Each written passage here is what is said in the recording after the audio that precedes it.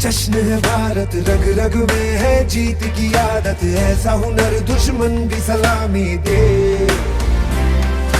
तू सूरज हम तेरे उजाले, तुझसे जुदा नहीं होने वाले, आखिर तक हम सफर तिरंगे के। जय हिंद जो नस नस में है, हर बाजी फिर बस में है, सिद्ध ठान के हिंदुस्तान बोले। सुजलाम सुफलाम मलयज शीतलाम सस्य श्यामलाम वंदे मातरम।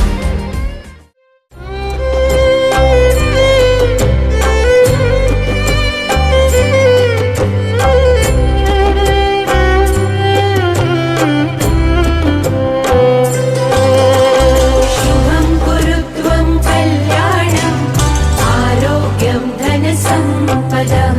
शुभं कुरुत्वं कल्याणं आरोग्यं धनसम्पदः।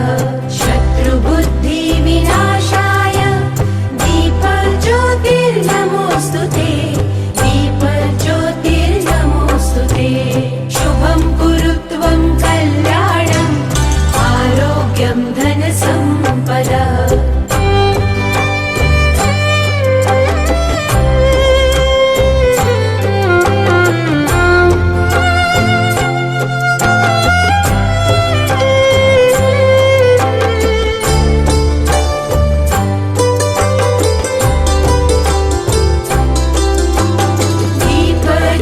दीपज्योतिर्परब्रह्म, दीपज्योतिर्जनार्दनः।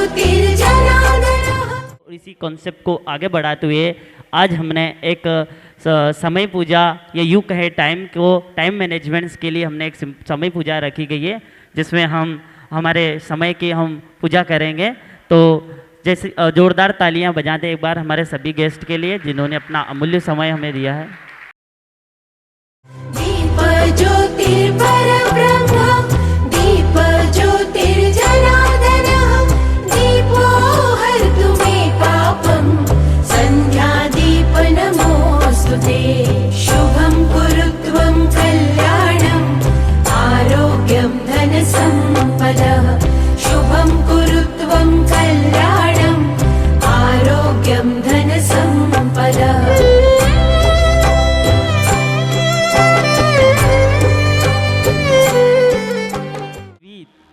हमारे बीच में एक शिक्षाविद कांता प्रसाद कमल जी हैं, जिन्होंने अपनी शिक्षा MA, MPhil, B.Ed English literature से की है और वर्तमान में एक शासकीय शिक्षक, कवि, गीतकार और एक बहुत ही अच्छे प्रेरक वक्ता रहे हैं कांता प्रसाद कमल जी।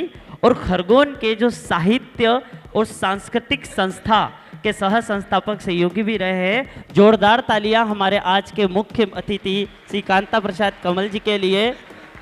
मैं हमारे डायरेक्टर सर जी से निवेदन करूंगा कि वो पुष्प गुच्छ देकर उनका स्वागत करें।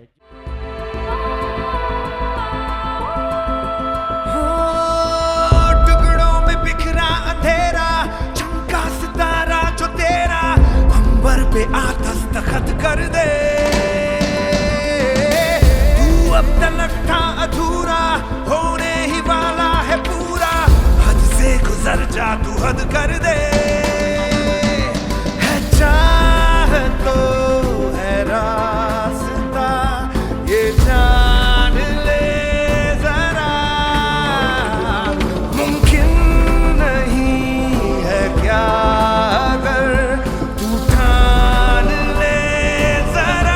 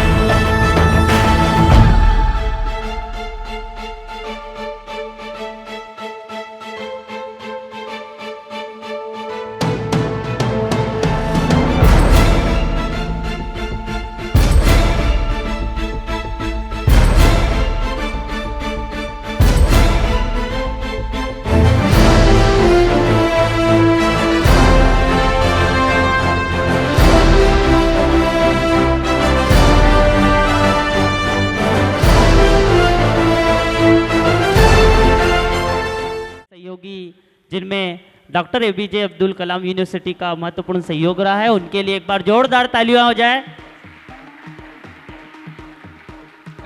इसके पश्चात में वो बालिकाएं बेटा जो यहाँ पर आज कुछ बोलना चाहते हैं सनराइज कोचिंग के लिए, वो मंच पर आकर कुछ बोल सकते हैं। यहाँ पर जो अपने विचार व्यक्त करना चाहते हैं, कोई भी बालिका जो बोलना चाहती है वो मंच पर आ सकते हैं। जोरदार तालियां बेटा इनके लिए। Good afternoon everyone, chief guest and respected director sir. जैसे कि आप जानते हैं सनराइज एक कोचिंग नहीं, एक परिवार है। यहाँ बेस्ट फैकल्टी से जो बच्चों पे अपना पूरा ध्यान देकर उनके पढ़ाती है। पीएटी मध्य प्रदेश की एक परीक्षा जिसमें बच्चे रैंक लाते हैं। हमारे कोचिंग में प्रतिवर्ष प्रथम रैंक लाते हैं हमारे भैया, हमारे साथ पढ़ने वाले एक गांव के ग्राम बनहूर के अर्जुन सदू डुडवे। उनके पिता एक सामान्य किसान है, उनकी माता एक सामान्य महिला है जिनको पता नहीं है कि पीएटी क्या है। वो हमारे डायरेक्टर सर से मिले, उन्होंने जाना पीएटी क्या है, उन्होंने समझा, उन्होंने पूरे एक वर्ष उनकी लगन से पढ़ाई की और प्रथम रैंक लाई और उनके बेस्ट चॉइस के कॉलेज में आज वो है। उनको बीएससी एग्रीकल्चर की डिग्री प्राप्त हुई है। हमारा भी राणे सर से यही है वादा कि हम भी आपको एक सिलेक्ट होकर बताएंगे, रैंक लगाकर बताएंगे। Thank you director. Nemi Rishika Pawar और मैं कक्षा 12वीं एग्रीकल्चर पर पीएटी की विद्यार्थी हूँ। मैं आप सबके सामने मेरे कुछ विचार प्रकट करना चाहती हूँ। सबसे पहले तो मैं मेरे टीचर्स और चीफ गेस्ट का यहाँ पर सनराइज कोचिंग की तरफ से वेलकम करती हूँ। जैसे कि आप सभी को पता है कि आज हम यहाँ पर फेयरवेल का फेयरवेल का कार्यक्रम मना रहे हैं। फेयरवेल का मतलब होता है विदाई, पर हम कभी भी सनराइज कोचिंग से विदाई नहीं लेंगे, क्योंकि सनराइज कोचिंग नहीं एक परिवार है और आप सभी क्या इस परिवार से विदाई लेंगे? क्या आप इस परिवार से दूर जाना चाहते हैं? इसलिए मैं यहाँ पर आपके सामने कुछ पंक्तियाँ प्रकट करना चाहती हूँ कि एक परिवार है और हम सब कभी भी इस परिवार से विदाई नहीं लेंगे, क्योंकि कोई भी इंसान अपने परिवार से विदाई नहीं ले सकता है। यहाँ के टीचर्स ने हमें बहुत अच्छा पढ़ाया और समझाया और सिखाया। हमें यहाँ पर बताया कि अनुशासन हमारे जीवन में कितना ज़रूरी है। Thank you. सलोनी वर्मा है, मेरे पिताजी का नाम श्रीमान संतोष वर्मा है। मैं 12th प्लस पीएटी की छात्रा हूँ। जब मैंने 10th के एग्ज़ाम पास की थी तो मुझे कुछ समझ नहीं आ रहा था कि मैं आगे क्या करूँ। मुझे मेरे गांव के भैया दीदी ने बताया कि 10th पास करके 11th में एग्रीकल्चर सब्जेक्ट लिया, तो मैं 11th के लिए सनराइज कोचिंग में आई। तो मैं राणे सर से मिली, मुझे राणे सर ने मार्गदर्शन दिया कि बेटा 11th के साथ पीएटी की तैयारी भी होती है, जिसे प्री एग्रीकल्चर टेस्ट कहते हैं। और मैंने 11th के साथ पीएटी की तैयारी करी। मेरा 11th और पीएटी के साथ अच्छा परिणाम रहा और पीएटी की तैयारी करके हम अच्छा कॉलेज प्राप्त करते हैं। और मेरी भी पूरी कोशिश करूँगी कि मैं अपना ड्रीम कॉलेज प्राप्त करूँ और सनराइज कोचिंग का नाम रोशन करूँ। और हमारे जो सीनियर भैया दीदी है उन्होंने पीएटी की तैयारी करी और उन कृषि अधिकारी के पद पर सिलेक्ट हुए और हमारी सनराइज कोचिंग का नाम, उनके गांव का नाम और माता पिता का नाम रोशन किया। Thank you so much dear director sir, जिनसे हमें उच्च कोटि की शिक्षा प्राप्त हुई। फंक्शंस को थोड़ा सा बेटा आगे बढ़ाते हुए हमारे बीच में एक बहुत ही बेहतरीन म्यूजिशियन रवि प्रजापत जो हमारे बीच में मौजूद हैं, जो कि बहुत ही अच्छे म्यूजिशियंस हैं। आपको उनको सुनकर बहुत ही आनंद आने वाला है। मैं उनको मंच पर आमंत्रित करूंगा कि वो आए और अपनी परफॉर्मेंस दें, जो कि ये फ्लूट वादक हैं और बहुत ही बेहतरीन परफॉर्मेंस देंगे। आप उनको सुनकर मंत्रमुग्ध जरूर हो जाएंगे, इतना जरूर मेरा दावा है। एक बार जोरदार तालियां हमारे म्यूजिशियन रवि प्रजापत के लिए।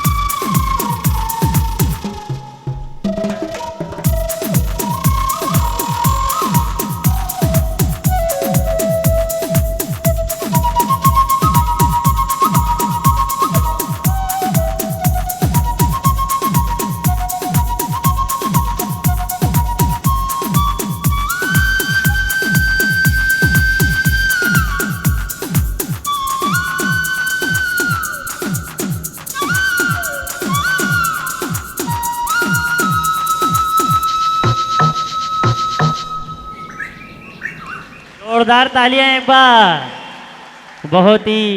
अब मैं हमारे डायरेक्टर सर से निवेदन करूंगा और अतिथि महोदय से कि हमारे भैया रवि भैया को बहुत ही शानदार प्रस्तुति यहाँ पर उनकी फ्लूट की। आप एक बार जरूर इंस्टाग्राम पर फॉलो जरूर कीजिएगा, हमें रियल आर्टिस्ट को फॉलो करना चाहिए, ठीक है। तो जोरदार तालियां एक बार इन भैयाओं के लिए। कार्यक्रम के सहयोगी doctor APJ Abdul Kalam university के बारे में आप कुछ को बताना चाहूँगा बेटा। आप सभी 2 मिनट के लिए ध्यान से और शांति से सुनिएगा। सबसे पहले बेटा मैं पुनः आपसे निवेदन करूंगा कि जितनी तालियां आप बजा सकते हो उनके लिए एक बार जोरदार तालियां सभी के लिए बजाएं doctor APJ Abdul Kalam university के लिए। और एक ऐसी यूनिवर्सिटी बेटा हमारे सेंट्रल इंडिया की जिनमें आपको बहुत सारे कोर्स अवेलेबल हो जाएंगे, जिसमें आपको बीएससी एग्रीकल्चर, इंजीनियरिंग में आप पॉलिटेक्निक, एमटेक कर सकते हो, फार्मा में भी आप डी फार्मा, बी फार्मा, ये सारी चीज़ें आप वहाँ से कर सकते हो। आपको सारे कंप्यूटर कोर्स मिलेंगे। रह कर और एग्रीकल्चर में आपको बीएससी और एमएससी दोनों आपको वहाँ पर मिलेंगी। और इसके पश्चात आप गर्ल्स के फैशन डिज़ाइनिंग है ना, एजुकेशन में आपको बीएड, अदर कोर्स जो आपके बैचलर्स के बीए, बीकॉम वगैरह जो होते हैं वो भी आपको समस्त वहाँ पर अवेलेबल हो जाएंगे doctor APJ Abdul Kalam university में। एक बार इनका जो कि इंदौर में स्थित है, ठीक है, Dewas bypass road village India में। और एक बार पुनः मैं आपसे निवेदन करूंगा जोरदार तालियां हमारी doctor APJ Abdul Kalam university के लिए। इसके पश्चात मैं हमारे बीच में हमारे माननीय श्री डायरेक्टर सर जी से निवेदन करूंगा कि वो आए और 2 शब्द कर हमारे अतिथियों, हमारे बच्चों को अनुग्रहित करें। जोरदार तालियां हमारे डायरेक्टर सर के लिए। हृदय से धन्यवाद प्रिय कुशवाहा सर, जिन्होंने मुझे अवसर दिया 2 शब्द कहने के लिए।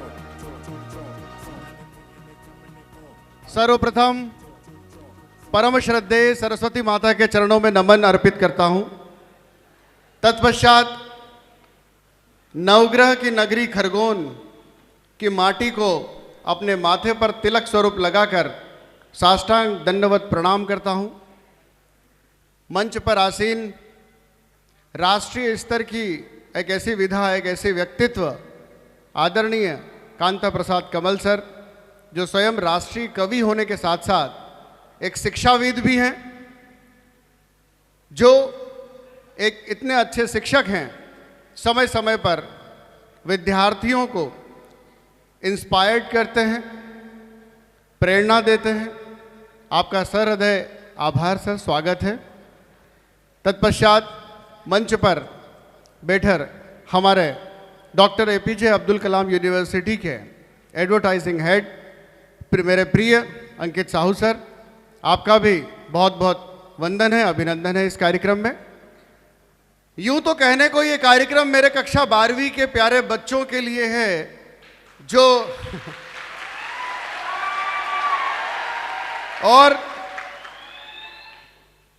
मुझे कहते हुए बड़ा ही अपना गला भर रहा है कि मेरे ये प्यारे विद्यार्थी जो मेरे कलेजे के टुकड़े हैं, कक्षा 12वीं के बाद यूं तो ये इनका विदाई समारोह है, लेकिन बाबुल की दुआएं लेती जा तुझे सुखी संसार मिले। तो मेरे प्यारे बच्चों, तुम कभी भी सनराइज परिवार से अलग नहीं हो पाओगे। मैं जानता हूं कि ये एक भावुक क्षण है जब कक्षा 12वीं आपको पास होकर किसी अच्छे विश्वविद्यालय से स्नातक की डिग्री प्राप्त करना है। ये जीवन का पड़ाव है। मैं सभी प्यारे विद्यार्थियों से आज यही कहना चाहूँगा कि आगे जीवन में बढ़ें, माता पिता का सम्मान करें, क्योंकि जो बच्चा अपने माता पिता का सम्मान करता है वही अपने गुरुओं का भी सम्मान कर सकता है। और जैसा कि आप लोगों को पता है कि गुरु गोविंद दोऊ खड़े काके लागो पाए, बलिहारी गुरु आपकी गोविंद दियो बताए। स्वयं ईश्वर भी मानते हैं कि गुरु सबसे पहले और प्रथम होता है। प्यारे बच्चों, मेरे लिए आप हमेशा से प्रिय थे और प्रिय रहोगे। कक्षा 11वीं के बच्चों को मैं विशेष तौर पर कहना चाहूँगा कि अपने बड़े भाई बहनों से सबक लें, सीखें। ये आज कक्षा 12वीं में बहुत अच्छा परफॉर्म करेंगे और ईश्वर और मैं ये जानता हूँ कि कक्षा 12वीं में इनके प्रतिशत बहुत अच्छे बनेंगे। आज ये विदाई समारोह पर हम सभी लोग एकत्रित हुए हैं, इसका उद्देश्य सिर्फ एकमात्र है कि मेरे प्यारे बच्चे अपने संपूर्ण जीवन में याद रखें कि उनके राणे सर ने उनके लिए एक ऐसा कार्यक्रम किया था। कहने को तो विदाई समारोह था, लेकिन लग रहा है कि अब जीवन यहीं से आपका प्रारंभ होगा। मेरे प्यारे बच्चों, आज और आजीवन आप लोगों को पता है कि 12th प्लस पीएटी से कक्षा 12वीं के साथ ही हमारे ऐसे बच्चे जिन्होंने 12वीं में तो 90% और उससे अधिक बनाए ही, लेकिन संपूर्ण मध्य प्रदेश में प्रथम रैंक हासिल करके सनराइज को गौरवान्वित किया। साथ ही साथ ऐसे बच्चे जो यहाँ से पढ़कर स्नातक हुए, स्नातक होने के बाद आज कृषि अधिकारी हैं। और बड़ी खुशी की बात मैं आपको बताऊं आदरणीय अतिथिगण कि कल मेरे पास मेरे प्यारे बच्चे का फ़ोन आया, भूपेंद्र चौहान। ये बच्चा मेरे पास ही तैयारी करके पढ़ा था, स्नातक की डिग्री करी, 2018 में पटवारी के पद पर चयन हुआ, लेकिन संतुष्ट नहीं हुआ। मुझसे आकर मिला कि सर मैं केवल पटवारी बनकर खुश नहीं हूँ। मैंने कहा तो चिंता मत कर, इट्स ए बिगिनिंग, ये तेरी शुरुआत है। यहाँ से तूने बता दिया कि तुझमें अदम्य साहस एक क्षमता है, तू प्रयास करेगा तो आगे बढ़ेगा। उस बच्चे ने अथक प्रयास किया। प्रयास करने के बाद assistant director of school education बना पटवारी के बाद में, लेकिन यहाँ भी रुका नहीं।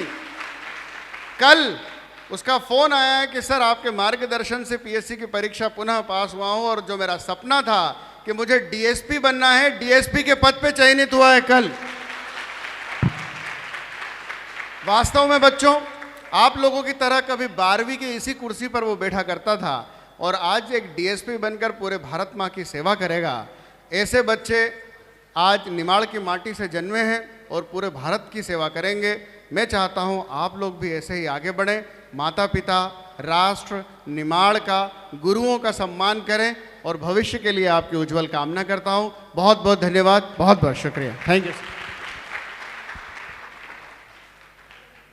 कहते हैं कि अगर नौका की पतवार अगर किसी अनुभवी के हाथ में हो तो नौका पार लगनी है, ठीक है। तो अगर हम जिन बच्चों की, अगर हमारे माननीय डायरेक्टर सर के निर्देशानुसार या हमारे सनराइज कोचिंग के जितने भी टीचर हैं उनके कहने अनुसार अगर हम चलते हैं, आप जीवन में कभी नहीं रुक पाओगे। इतना मुझे सनराइज शिक्षकों पर भी भरोसा है और सनराइज के विद्यार्थियों पर भी भरोसा है। इसी के पश्चात मैं अगले कार्यक्रम को आगे बढ़ाते हुए हमारे बीच में आज के हमारे मुख्य अतिथि कांता प्रसाद कमल जी, जो कि एक राष्ट्रीय स्तर के कवि, एक शिक्षाविद, एक गीतकार और खरगोन में साहित्य संस्था के संस्थापक, इनको मैं मंच पर आमंत्रित करना चाहूँगा कि हमारे बच्चों को आज और एक बहुत ही अच्छे ये वक्ता भी रहे, हम आए मंच पर और हमारे बच्चों के अनुग्रहित करने के लिए दो शब्द कहे। जोरदार तालियां आज हमारे मुख्य अतिथि के लिए।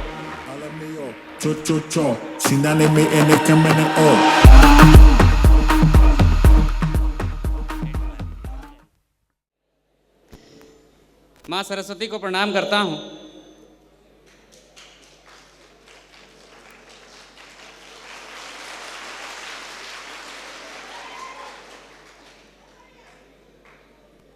थोड़ा सा भावुक क्षण है मेरे लिए व्यक्तिगत तौर पर। मैं पहले ही रिवील कर देता हूँ कि मैं भी आपकी की तरह एग्रीकल्चर का स्टूडेंट रहा हूँ और ये भाग्य कहें या समय का फेर कहें कि मुझे राणे सर जैसे शिक्षक नहीं मिले, अन्यथा मैं और कहीं होता। इसलिए भी विशेष धन्यवाद कि एक नया कॉन्सेप्ट मैंने देखा यहाँ पर। जिस प्रकार से सर ने समय की पूजा करवाई, आपसे मिलने की इतनी बेताबी थी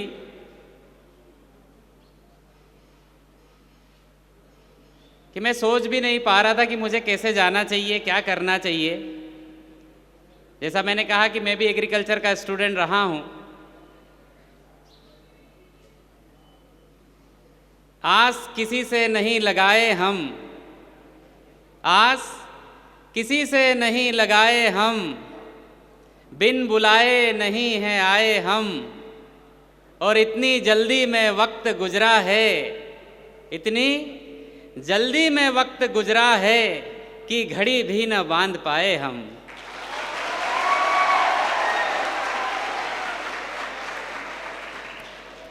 आप विश्वास करिए, इतनी जल्दी जल्दी समय गया कि मैंने खुद ही सर को कॉल किया कि सर आना भी है या नहीं। सर का विशेष धन्यवाद, आपकी पूरी टीम का विशेष धन्यवाद कि आपने इस लायक समझा।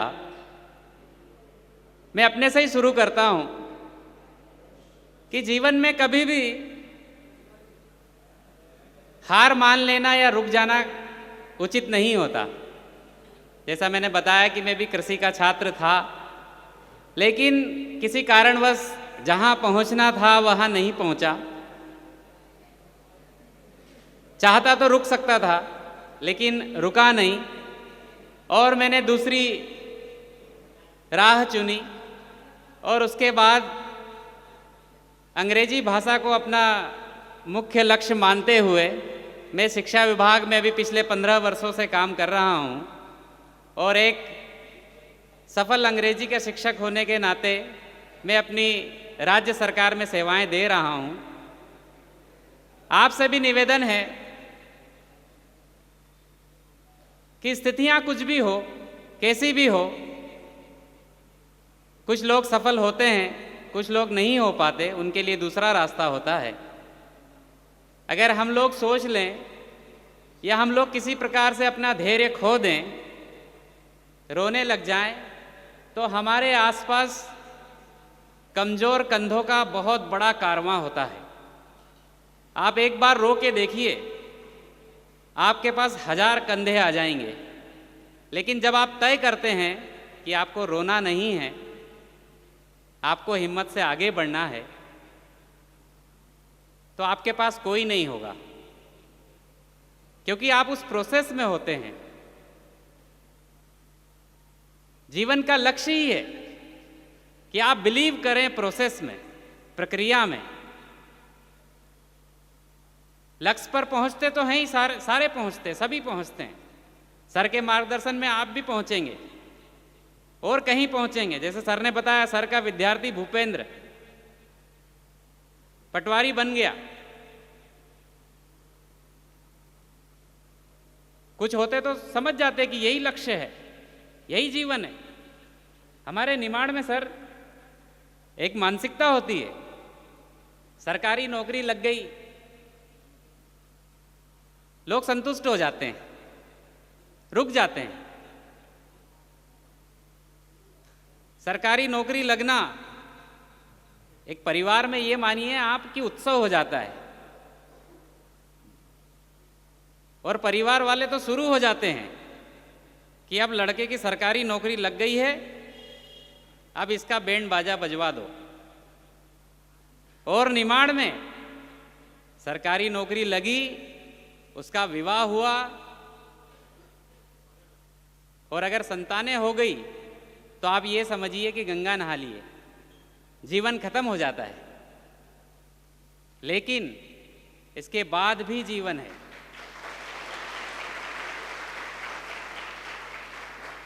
आप देखिए अपने आसपास कितने ऐसे लाखों उदाहरण मिलेंगे जो सरकारी सेवाएं दे रहे हैं और संतुष्ट है। लेकिन अगर आप कहीं अकेले में होते हैं, सोचते हैं कि क्या करना है, क्या होना चाहिए था, तो आप पाएंगे कि ये इस काम के लिए आप बने ही नहीं हैं। किसी भी छोटी सी नौकरी के लिए या फिर संतुष्ट होने के लिए नहीं है। छोटे मोटे लक्ष्य तो कोई भी प्राप्त कर लेता है। आप देखिए कितने ही उदाहरण मिलेंगे आपको। छोटा लक्ष्य हासिल करके लोग संतुष्ट हो जाते हैं, लेकिन जीवन को जीतता वही है, जीवन को मत्ता वही है जो संतुष्ट न होकर आगे बढ़ता है, और आगे और आगे। अंग्रेजी में एक कहावत है, think high low aim is crime. बड़ा सोचिए। छोटे मोटे काम तो सारे लोग करते हैं। जब तक आप लक्ष्य बड़ा रखेंगे आगे की सोचेंगे तो छोटी चीज़ें, छोटे हर्डल जो हैं वो आपको रोक नहीं पाएंगे, छोटी चीज़ें स्वतः मिलती जाएंगी। प्राप्त कर लेना और संतुष्ट हो जाना, ये दोनों अलग स्थितियां हैं। लेकिन आप जिस वय में हैं, आप जिस आयु में हैं, आप जिस समय में हैं, उसमें संतुष्टि या रुक जाना काफ़ी नहीं है, रुकना नहीं है। आप देखिए अपने आसपास कितने लोग होते हैं जिज्ञासु प्रवृत्ति के, वो संतुष्ट नहीं होते, हमेशा जिज्ञासा उनकी जागृत होती है। भूपेन चाहता तो पटवारी रह के भी जीवन काट लेता, लेकिन उसके अंदर जिज्ञासा थी, उसको जानना था, उसको आगे पहुंचना था, तो उसने जानने की प्रवृत्ति को जारी रखा। और जब तक आप जानने की प्रोसेस में होते हैं, जिज्ञासा आपके अंदर होती है, आपको नई नई चीजें मिलती चली जाती हैं, आप नई नई चीजें जानते चले जाते हैं। हर दिन नया सीखना है, हर दिन नया जानना है।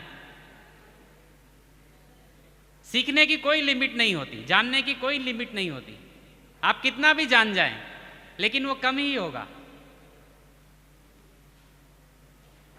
रविन्द्रनाथ टैगोर नोबेल प्राइज विजेता अपने अंतिम समय में थे, जीवन पूरा जी चुके थे। आप जानते होंगे रविन्द्रनाथ, गुरुदेव रविन्द्रनाथ टैगोर को, उनके नाम पर संगीत चलता है। उन्होंने एक संगीत, रविंद्र संगीत की उत्पत्ति करी। चाहते तो संतुष्ट हो जाते। अंतिम समय में सुबह सुबह गांव के भ्रमण के दौरान नदी किनारे उन्होंने देखा एक कुम्हार को जो मिट्टी से खिलौने बना रहा था। तभी गुरुदेव ने सोचा कि ये काम तो मैंने सीखा ही नहीं, ये काम तो मुझे आता ही नहीं, मतलब ये कुम्हार मेरे से अच्छा है। जब उस कुम्हार के पास वो गए, उन्होंने कहा कि मुझे ये काम करना है, तो वो भी बड़ा आश्चर्य में हुआ कि गुरुदेव जैसी शख्सियत अगर इस छोटे से कुम्हार के पास आकर कहे कि मुझे खिलौने बनाना सिखाओ, ये बहुत बड़ी बात होती है। कहने का तात्पर्य यह है कि आप किस वय में हैं, किस अवस्था में हैं, ये मायने नहीं रखता। ये मायने रखता है कि आपकी जिज्ञासा क्या है, आप जानना क्या चाहते हैं, आप सीखना क्या चाहते हैं, आप पढ़ना क्या चाहते हैं, आप बनना क्या चाहते हैं, और अंततः आप पहुंचना कहाँ चाहते हैं। तो जितना भी समय मिले, जितना भी आपके अंदर सामर्थ्य है, जितनी भी क्षमता है, आप उसका उपयोग करें, आप जानें, आप पढ़ें, आप सीखें। जितना भी पढ़ेंगे, जितना भी सीखेंगे, वो व्यक्ति विशेष के लिए होता है, वो किसी और के लिए नहीं होता, वो स्वयं के लिए होता है। आप स्वयं को पॉलिश करते चले जाएंगे। पढ़ना जारी रखें, सीखना जारी रखें, लड़ना जारी रखें, आगे बढ़ना जारी रखें, कहीं भी रुकना नहीं है। तो ऐसे ही एक घटना है।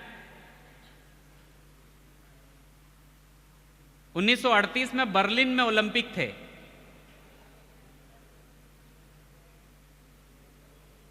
और एक व्यक्ति ने 25 मीटर में राइफल शूटिंग में क्वालिफाई किया। वो आर्मी में सार्जेंट था। अब आप उसका भाग्य देखिए और उससे तुलना करिए अपनी, कि आप में और उसमें क्या अंतर है और आपको क्या गिफ्ट में मिला है। 1938 के बर्लिन ओलंपिक के लिए उसने क्वालिफाई कर लिया 25 मीटर शूटिंग में। और उससे जस्ट पहले, चूंकि वो आर्मी में एक सैनिक था, प्रैक्टिस के दौरान उसके राइट हैंड में ग्रेनेड फट गया। आप उसका भाग्य देखिए, उसका हाथ पूरी तरह से डैमेज हो गया। चाहता तो वो भी रो लेता, वो भी रुक जाता, वो भी मान लेता कि ये भाग्य में लिखा है, ईश्वर ने किया है। सभी ने उसको कहा कि अब तो करियर खत्म हो गया, क्योंकि राइट हैंड से शूटिंग करता था, राइट हैंड में ही ग्रेनेड ब्लास्ट हो गया। रोया नहीं, रुका भी नहीं। उसने तय किया कि मैं अपने उल्टे हाथ से, बाएं हाथ से करूंगा। आप कभी कोशिश करना कि जो काम आप सीधे हाथ से करते हैं और वही काम आप उल्टे हाथ से करेंगे तो कितना डिफरेंस आएगा। बहुत मुश्किल होती है। कहना आसान है कि जो काम हम सीधे हाथ से करते हैं वो उल्टे से भी कर लेंगे और उसी परफेक्शन के साथ करेंगे, बहुत आसान है, होता नहीं है। वो व्यक्ति रुका नहीं, उसने फिर अभ्यास शुरू किया। आप उसकी क्षमता देखिए, उसका सामर्थ्य देखिए, उसकी दृढ़ता देखिए, उसका धैर्य देखिए और उसकी शांति देखिए कि उसने लगातार प्रैक्टिस करी और फिर क्वालिफाई किया ओलंपिक के लिए। अगले जो 4 साल में होता है, आप किसी भी ओलंपियन से पूछिए कि यह प्रतीक्षा कितनी तगड़ी होती है, यह प्रतीक्षा कितनी थका देने वाली होती है, यह प्रतीक्षा आपका खून पीती है। सामान्य तौर पर हम लोग अगर किसी को समय दे दें, किसी चौराहे पर मिलने के लिए बुला लें कि 10 मिनट में वहां मिलना है, और वो व्यक्ति अगर 10 मिनट 15 मिनट में नहीं आता तो 10 मिनट में हम उसको 10 गालियां देते हैं और ये भी सोच लेते हैं कि अगली बार इसकी खैर नहीं है। लेकिन आप उस सैनिक का धैर्य देखिए कि उसने 4 साल तक प्रैक्टिस करी और ओलंपिक का इंतजार किया, और अगला ओलंपिक जो होना था वो द्वितीय विश्व युद्ध में निरस्त हो गया। आप फिर उसका भाग्य देखिए, कैसा व्यक्ति होगा, क्या विडंबना है, क्या द्वंद्व है कि जिस चीज का इंतजार आप 4 साल से कर रहे हैं, जिसके लिए प्रैक्टिस आप दिन रात कर रहे हैं, जिसके लिए आपने सीधा हाथ तो गवा दिया, उल्टे हाथ से दक्षता हासिल करी और फिर वो कैंसिल हो जाता है। आप उसकी मानसिकता देखिए कि उसने कितना कुछ सहा होगा। वो ओलंपिक कैंसिल हुआ, सन 48 में अगला ओलंपिक होना तय हुआ। उस व्यक्ति ने सन 1948 के ओलंपिक में लंदन में जो हुआ था उसमें भाग लिया, और आप यकीन मानिए वो 25 मीटर के राइफल शूटिंग में गोल्ड मेडल लेकर आया।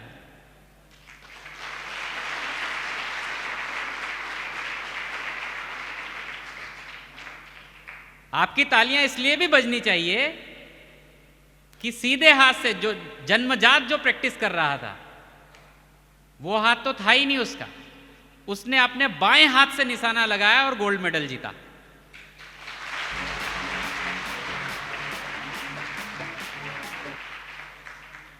और आपकी तालियां और ज्यादा होनी चाहिए कि सन 1952 के अगले ओलंपिक में फिर गोल्ड मेडल जीतकर।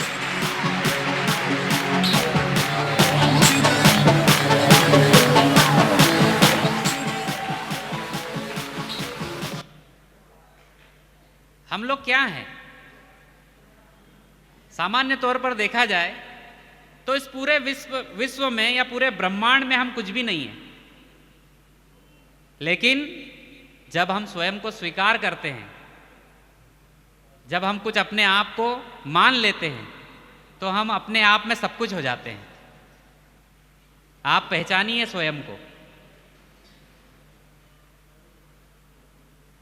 एक 12th क्लास का लड़का, आप भी क्लास में पढ़ते हैं, जैसे अभी शोर कर रहे हैं, टीचर नहीं आते तो मस्ती करते हैं, शोर करते हैं, टीचर के होते हुए भी शोर करते हैं, पीछे बैठ के बातें करते हैं।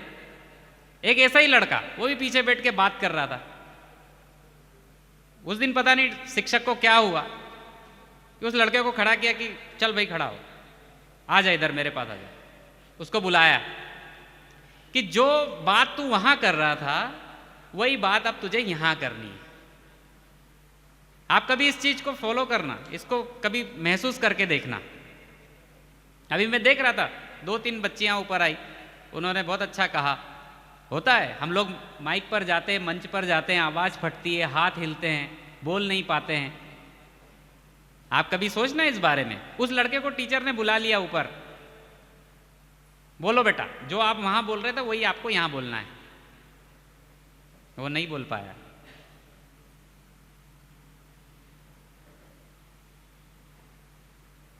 उसी दिन उस लड़के ने तय किया कि अभी तो 40 बच्चे हैं, लेकिन अगर मेरे सामने 4000 लोग या 40,000 लोग भी आ जाएंगे तो मैं जो तप करूंगा, जो तपस्या मेरी रहेगी, वो मैं सबके सामने बोल के दिखाऊंगा।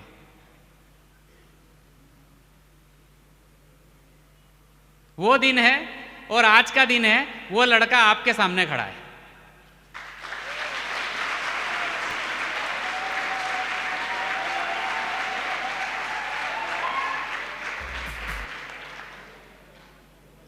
चूंकि मैंने बताया कि मैं भी कृषि का विद्यार्थी था, मेरी फ्रेंड सर्कल में कुछ एक ऐसे फ्रेंड्स थे जिन्होंने मैथ्स लेकर इंजीनियरिंग करी। अभी तो खैर ठीक है, अभी तो अलग माहौल है, लेकिन हमारे समय में सर आप यकीन मानिए इंजीनियरिंग करना मतलब भारत रत्न प्राप्त कर लेना, मतलब बोरावा कॉलेज में एडमिशन हो जाना। क्या समझते हैं आप 2001 में 2 में जब मैं था, मतलब वो दोस्त अगर घर भी आए तो उनका इतना सम्मान होता था कि, और मेरा इतना अपमान हो जाता था कि मुझे लगता था कि अरे यार सब कुछ तो यही है। मतलब इंजीनियरिंग वाले बहुत बड़ी बात हो जाती, बहुत बड़ी तोप समझते थे उनको, पीईटी एग्जाम करके फेस करके वो, और हम तो पीईटी में भी नहीं, वहां भी हमको घर वाले बोले तुम तो रह गए बोले। मतलब लगता है ना, फील होता है ना आपको, आप किसी काम में अगर आपका हाथ तंग है या जिस काम को आपका वो मुख्य काम है और उसमें ही आप रह गए तो आपको फील तो होगा, बुरा लगना तय है। अब वो दो दोस्त मिले मुझे और एक तीसरा और आ गया उसमें, वो भी पट्टा इंजीनियरिंग वाला।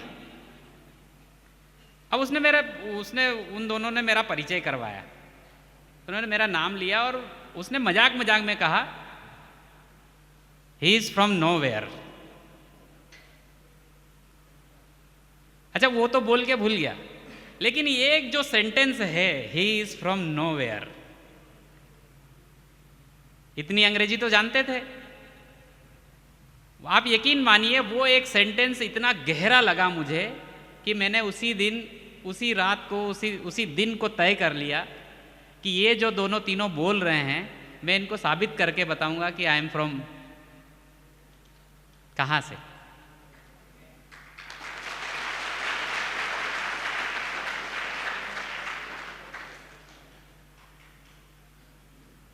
पीएटी में सिलेक्ट होना कोई पैरामीटर थोड़ा ही है, आप होंगे, आप सारे होंगे, सर का बहुत अच्छा मार्गदर्शन है और आप भूपेन की तरफ बहुत आगे जाएंगे।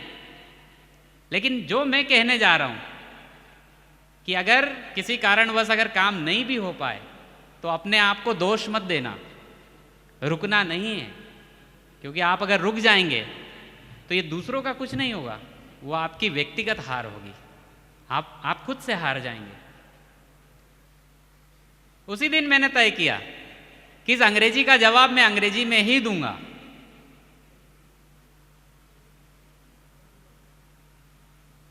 और एक टाइम था कि जब पीजी कॉलेज खरगोन में 0% रिजल्ट आते थे, अंग्रेजी साहित्य में 0% रिजल्ट, उसी समय हमने फेस किया और हम वहां से निकले।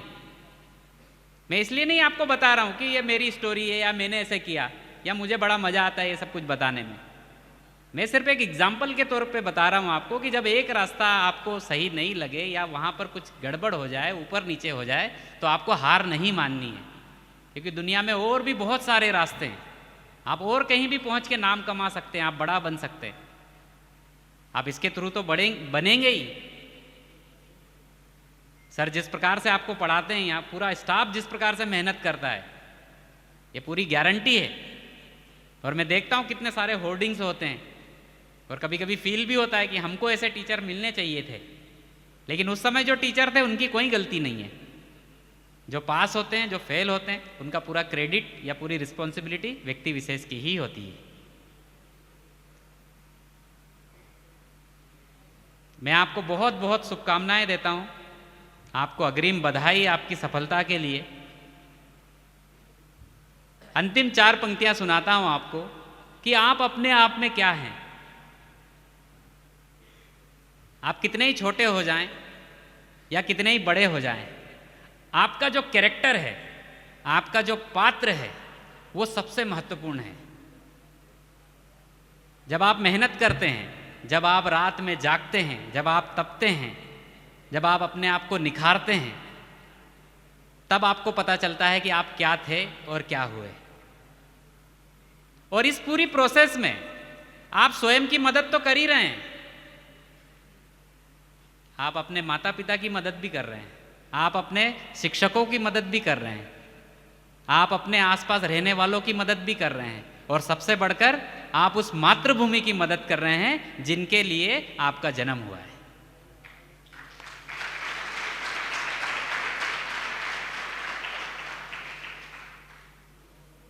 हमारा बड़ा सौभाग्य है कि हम इस पवित्र भारत भूमि में जन्मे, और उससे बड़ा परम सौभाग्य है कि हमने सनातन में जन्म लिया।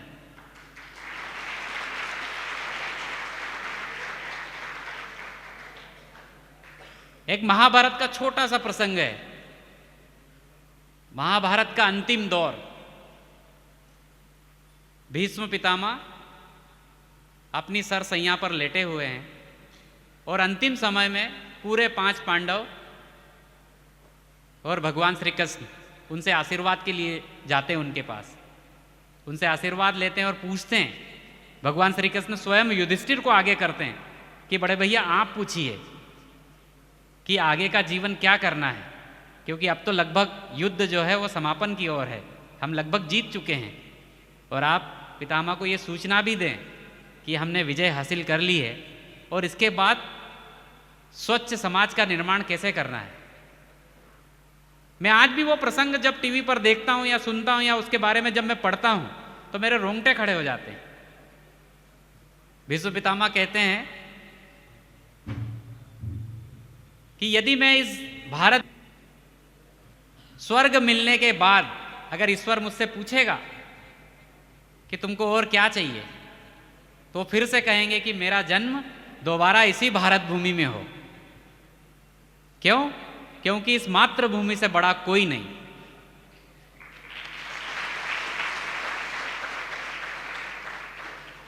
कैसे लोग होंगे वो, इतनी बड़ी शख्सियत, और अपनी मातृभूमि में दोबारा जन्म लेना चाहते हैं। आपका पात्र या आपका कैरेक्टर कितना भी बड़ा हो, लेकिन कहानी से बड़ा पात्र नहीं होता। आपने रामायण देखी होगी या सुनी भी होगी,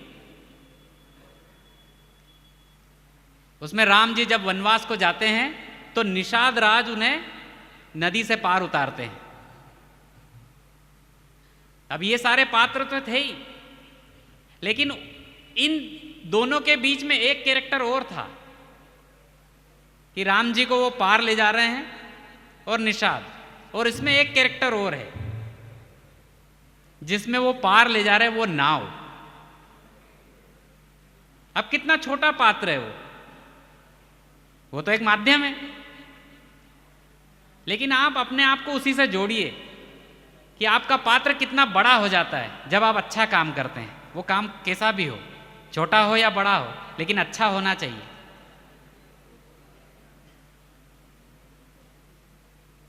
आप अपने पात्र को निखारिए, अपने कैरेक्टर को निखारिए, उसको पॉलिश करिए, उसको तपाइए, तो आप सदियों बाद भी याद रखे जाएंगे, जैसे हम अभी निषाद की नाव को याद कर रहे हैं। मैं अपनी बात को समापन करता हूं इस छंद के माध्यम से कि उसका पात्र कितना बड़ा था। सर, आपका विशेष ध्यान चाहूंगा, सुनिएगा कि राम की कहानी का वो पात्र नाम मात्र, किंतु राम की कहानी का वो पात्र नाम मात्र, किंतु अपनी कहानी की कहानीकार हो गई। और लखन सिया के संग राम के चरण पड़े, बिखरी थी जिंदगानी एकाकार हो गई। कर लिए खुल गए भाग आज राम के करे जो काज, बिखरी थी जिंदगानी एकाकार हो गई। और राम जी को कर सवार निषाद ने बढ़ाई नाव, राम को उतार पार भव पार हो गई।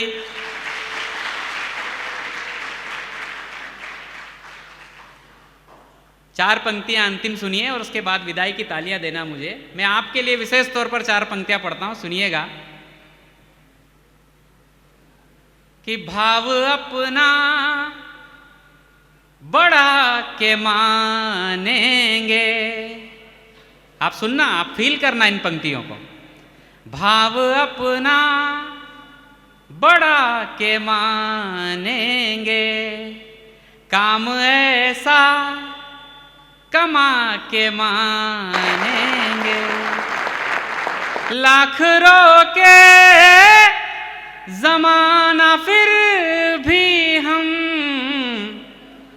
रंग अपना जमा के मानेंगे।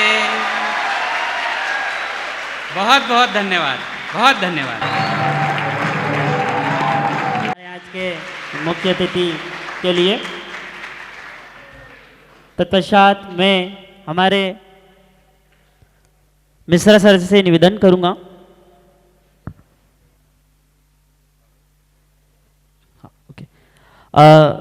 चूंकि कार्यक्रम की बेला को आगे बढ़ाते हुए सनराइज कोचिंग की तरफ से हमारे आज के गेस्ट के लिए कुछ मोमेंटो प्रदान किए जाएंगे हमारे डायरेक्टर सर के द्वारा। तो मैं आप सभी से निवेदन करूंगा कि जोरदार तालियां हो जाएं हमारे आज के गेस्ट के लिए, जिन्होंने अपना अमूल्य समय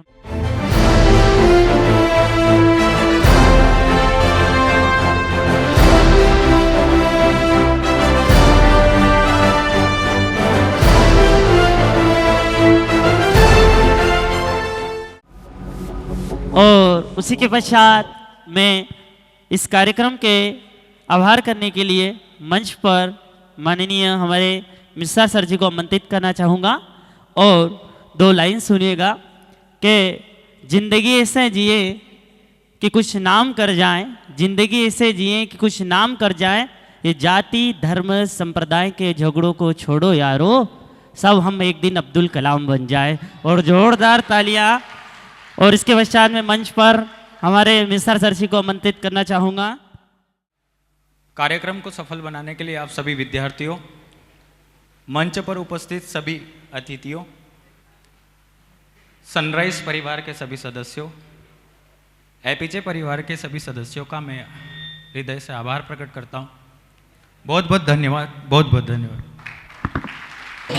जन ग्रहण करें सभी को। यहाँ पर पधारे हुए समस्त अतिथियों का और एपीजे में पधारे हुए समस्त अतिथियों का बहुत बार हृदय से हार्दिक अभिनंदन और धन्यवाद। एक बार पुनः बेटा हमारे सभी अतिथि के लिए अच्छे से तालियां हो जाए। Doctor APJ Abdul Kalam university Indore के द्वारा आप सभी लोगों के लिए एक बहुत अच्छा उपहार भेंट लेकर आए हैं सर, इसलिए सर के लिए जोरदार तालियां। और मैं निवेदन करूंगा कि विद्यार्थियों को जो भेंट है, प्रति विद्यार्थी आप यहीं बैठें, आपकी जगह पर ही आप लोगों को भेंट किया जाएगा। बाकी शिक्षकगण और कुछ वॉलेंटियर्स मदद करेंगे सर लोगों की। Thank you sir. और बाकी अभी हम बच्चे सब यहीं पर बैठेंगे। थोड़ी देर पश्चात बेटा आपके भी भोजन सुनी थी। कथा ना व्याकरण हो तो गुरमित छंद हो जाए, हमारे देश में फिर से सुखद मकरंद हो जाए। मेरे ईश्वर मेरे दाता ये भक्त मांगता तुझसे, युवा पीढ़ी संभल करके विवेकानंद हो जाए, युवा पीढ़ी संभल करके विवेकानंद हो जाए।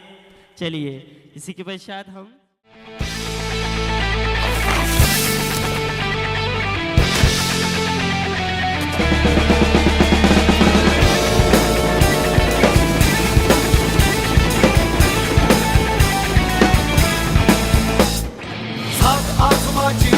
अब साथ समंदर भी है, चल साथ सुरों में कर दे के ऐलान। हिम्मत है तो रोको और जुर्रत है तो मानो, रे आज हथेली में रखती है जान। खून में तेरे मिट्टी मिट्टी में तेरा खून, खून में तेरे मिट्टी मिट्टी में तेरा खून। ऊपर अल्लाह नीचे धरती बीच में तेरा जुनून, रे सुल्तान।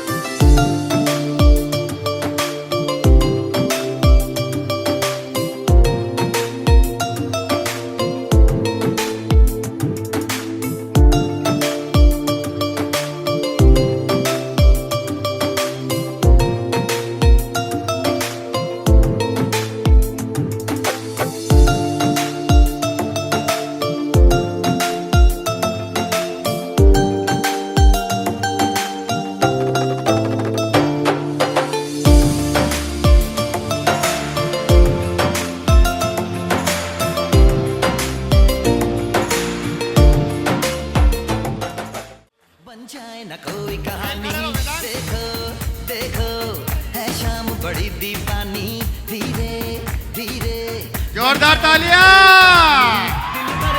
दिलकश है दिलदार नजारे हैं आज ज़मीं पर उतरे कितने सितारे हैं अगलो